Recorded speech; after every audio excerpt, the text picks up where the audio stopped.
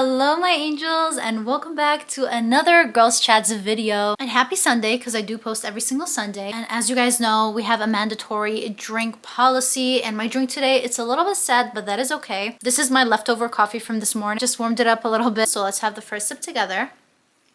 Delicious. But my angels, it is nearing the end of January of 2025, and my advice content and self-improvement content is not going to stop now. In fact, we're going to go harder than we even did in the beginning of the year, because by this time, this is when people want to quit.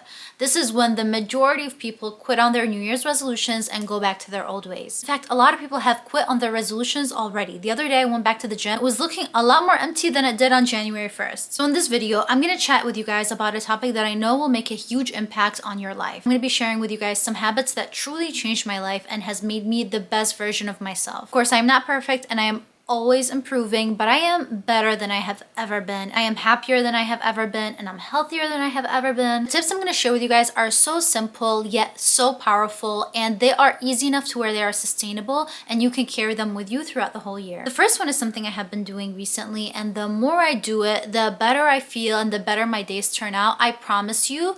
Make your bed every single morning. Without thinking about it, make it second nature. Your mindset and the way you approach the day will be action driven. You're gonna be more productive if you make your bed than if you didn't, I promise you. Because you're already starting your day on a positive note, a productive note. Your mind is more clear because your room's not looking as cluttered. And ever since I started doing that, I feel like I have more motivation to tackle other things around the house. And there's something called habit stacking. Now, habit stacking is when you wanna incorporate a new habit, let's say making your bed, okay? With a habit that you already have. So whether that's like to listen to music in the morning, or whether you like to make your cup of coffee in the morning, maybe while your coffee is brewing, just have that be your cue to go make your bed. Or while you're drinking and sipping on your coffee, go and make your bed. That's going to be your cue to make your bed. This will make you more likely to remember that you have to make your bed if you pair it with another habit that you do every single day without a doubt. The second thing that has helped me tremendously and I feel like has just improved my life is listening to podcasts and informative YouTube videos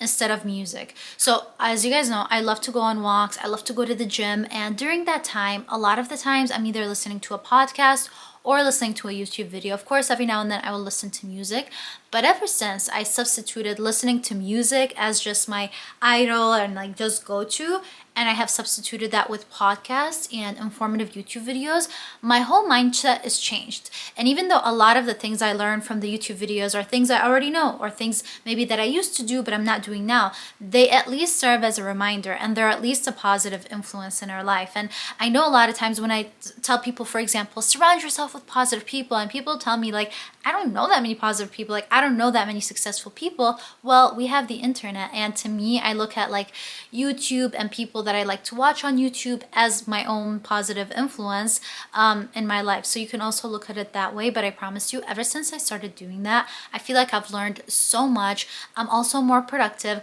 I have a lot of like knowledge and habits that I can pick and choose. Okay, do I want to add this in my life or do I not? I promise you it's gonna help you a lot, especially if you like to go on walks. Like it's such an easy way to get information in without you really having to make an effort. Tip number 3 is do not tolerate any low quality people in your life. And this is something that I will tell you, you're gonna have to build like thick skin for, and it's gonna have to come with time, because it's gonna be very hard for you to say no sometimes, especially if you're a people pleaser.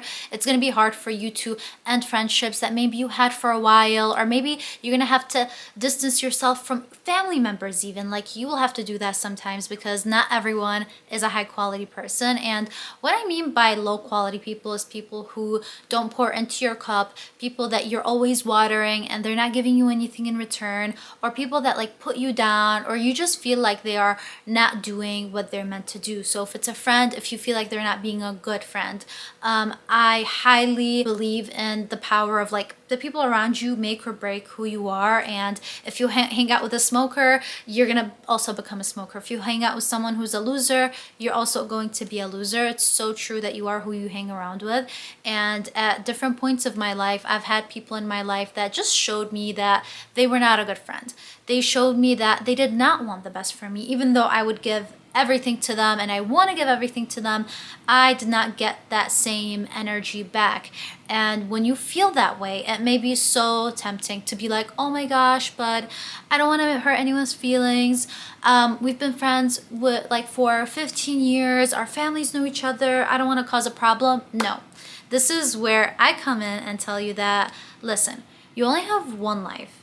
And your time on this life is already so limited. And this is what I told myself. I've had like multiple people that I had to remove from my life because they were just not giving me the same value I was giving them. And I know I wanted to give them even more, but if I keep giving and giving, I would have nothing left for myself because they're not pouring into my cup. So I would just tell myself that, you know what, I have one life and my priority in this life is to make an impact, to be happy, to work on myself, to be the best version of myself, and to surround myself with people that truly love me, that truly want the best for me. So do I really have space for this person who's only taking from me and not giving me anything back?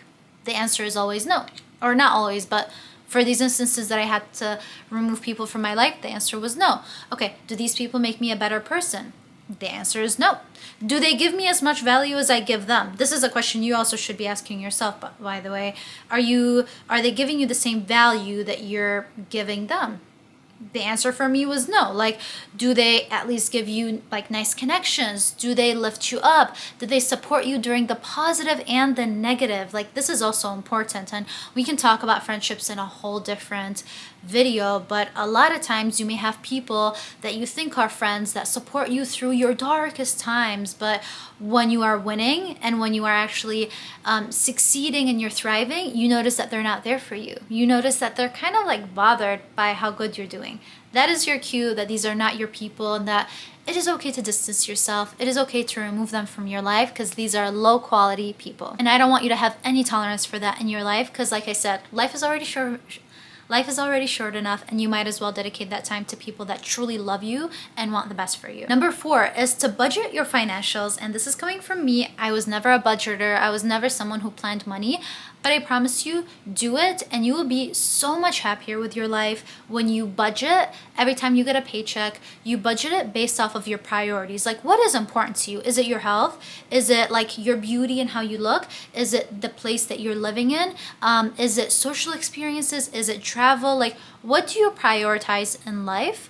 Budget based off of that and don't feel bad about it. And I will tell you one example that I had to work in. So of course I'm trying to budget for like a savings account, trying to budget for to pay off my student loans, budgeting for just like normal day-to-day stuff. At the beginning I wasn't budgeting in for things that would make me happy. For example, like beauty, skincare, makeup, treatment. I was not doing that and I was finding myself like I was almost having to give up things I loved so I can pay off things that I should be saving for. And I just want to tell you that it is okay to be smart about how you want to spend your money. So for example, every paycheck, if you want to take out $50 and dedicate it to your beauty saving account, and that account, for example, you get $50 every paycheck, so that's $100 a month. You can dedicate that to getting either like your eyebrows done, to getting like a facial, or to buying new skincare products. Just allow yourself to not only be smart about your financials, but also take into account things that make you happy, that bring you joy, that make you a better person. Even if it's not on the inside, on the outside is also important. So I just want you to remember, make your budget based off of your priorities and think about it. Take maybe a few days to think about, what are my priorities? Is it to travel? Is it to live in a nice place? And then just based off of that, budget your checks accordingly. Number 5, this is something that will change your life if you do it. And it will only change your life if you decide to do it. And it will also alter your personality and will alter the way you do things. And it is, if you can do something, if something comes up and you can do it in 5 minutes, then do it now and do not put it off. So if someone texts you, for example, and it's a text you can respond to within 5 minutes, then just do it now.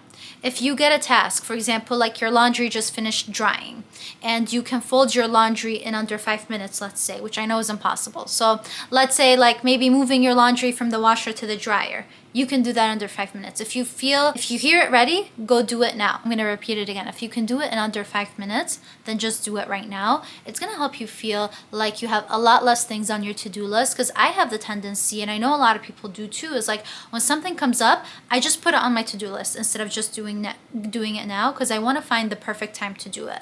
Where in reality, there's never going to be really a perfect time. And life is always busy and things will come at us right and left. So might as well do the easy stuff first, get it out of the way, and you will feel so much lighter, so much more productive. And that way, when you have a little bit of free time, you can dedicate it on the big stuff. You can dedicate it on things that actually do take you some time, and your mind will be clear knowing that you don't have a bunch of little things that you have to get done afterwards. Number 6, this is something I talk a lot about on my channel, and that is to journal and reflect about your goals often. I know that we all have goals. We all have dreams and visions of our lives, but not a lot of people reflect on these goals every single day. Something that will help you tremendously is to journal and write and rewrite your goals over and over again. It doesn't have to be an every single day thing, although I recommend you at least think about your goals every day. But maybe it's an every week thing where you sit down and you reflect on your goals and you just take very, very small steps towards them, even if they seem insignificant. That intentionality and you putting some time to think about them and to think about what steps you need to take to get to these goals, it will get you so far, because a lot of the times we overestimate what we can do in a day. We really do. But we underestimate what we can do in a whole year if we put small little steps into it. So I highly recommend you journal, get you a notebook, and if you're not journaling about your feelings or your day, then just journal about your goals. Like, where do you see yourself in a year from now? How does that look like? How do you think you will get there? And just like reflect on it. It will give you a lot of structure and clarity, and it will also help you feel a lot less overwhelmed because you will have a sense of direction. I think as humans, especially as ambitious humans, we can get very like overwhelmed by every single thing that we have to do. We have a million things on our to-do list, and by writing down our goals, reflecting on them, and just like visiting them often and remembering them often, it will give us a sense of direction in life. And at the very least, we will feel less overwhelmed because we're like, okay, I know what I want and I'm making small steps every single day, every single week, whatever works for you to get to these goals. This next one will require you to grow up mentally a little bit, especially if you are a victim of this mentality, and that is, do not ask for everyone's opinion all the time. If you're the kind of person where you cannot take a decision or a big decision without asking other people, this advice will be helpful for you. I will tell you, I was the type of person where any decision I would make or anything I want to change about my life, my go-to instinct, instead of like sitting down and thinking about what I want or what I think is right and just trusting my own judgment, I would go and I would ask a bunch of people to see what they think. I would gather feedback, and then I would take all of their feedback and decide on what I want to do. And sometimes that is the smart thing to do. You need other people's inputs. All of their experiences together can be very powerful. But sometimes you have to draw the line and you have to decide that you want to trust yourself. You have to decide that you are a capable human being of making your own choices, and that not every single decision needs everyone's input. Because when you do that, it kind of stems from insecurity, from believing in your own decision, and like just not trusting yourself to make the right decision. And lastly, perfectionism. Like you just want to come to this perfect answer, so you're asking everyone so you can come up with the right answer that is not wrong, and that can just be very damaging in the long run, can put a lot of pressure on you to try to make everything right. Like every single decision you make has to be right, but in reality we never know what is a right or wrong decision until we make it, and then we see the result of that, right? So I highly recommend, and you don't have to never ask for anyone's feedback ever again. Like I ask for people's feedback still all the time, but I do it a lot less than I used to. And if there's a big decision, I opt for asking myself first, like, what do I want to do and what do I think is right? And then if I feel like it, which a lot of the times after I do this reflection, I will go with what I want anyways. If I feel like it, I will ask for input if it's important enough. But ever since I started trusting myself and trusting my own opinions and trusting what I wanted to do and what I thought was right, I feel so empowered. I feel so powerful, so confident, because I trust myself. I trust my decisions. And you know what? Even if I make a bad decision, even if I make a mistake, I trust myself enough to grow from that and become even better at the end of the day. Last tip of the day for you guys is kind of a mindset that you will have to embody, and that is, if you will regret not doing it, then you need to do it. If If you regret not doing something, and this mindset has helped me come to so many decisions in my life. Some of them I can't share. I'm sorry if this looks a little bit different, but I got a call and I'm actually gonna go to my very first Pilates class tomorrow. I'm so excited. But anyways, okay, back to what we were talking about. If you are gonna regret it, if you don't do it, then do it. This has helped me decide so many important things in my life, including with my relationships, friendships, whether or not to start my YouTube channel, whether or not to do certain things at work. Like, this mindset will help you zoom you out from your current life and will help you look at things from like a wider lens and a bigger lens, and it will just open your eyes and also just put perspective and bring perspective back into your life on what is important versus what is not in your life. But anyways, my angels, I really hope that you enjoyed this Sunday's video. If you like this video, please hit the like button. As you guys know, I'm on my little journey to grow my YouTube channel, and your support and connection means the world to me. Connect to me in the comments. Let me know what you think about this video. What do you want to see next? Like, let's be friends. If you guys want to also connect with me, I am on TikTok if they did not ban it, and I am also on Instagram. But for now, I will talk to you guys later, and keep shining, my loves. I love you so much, and talk to you later.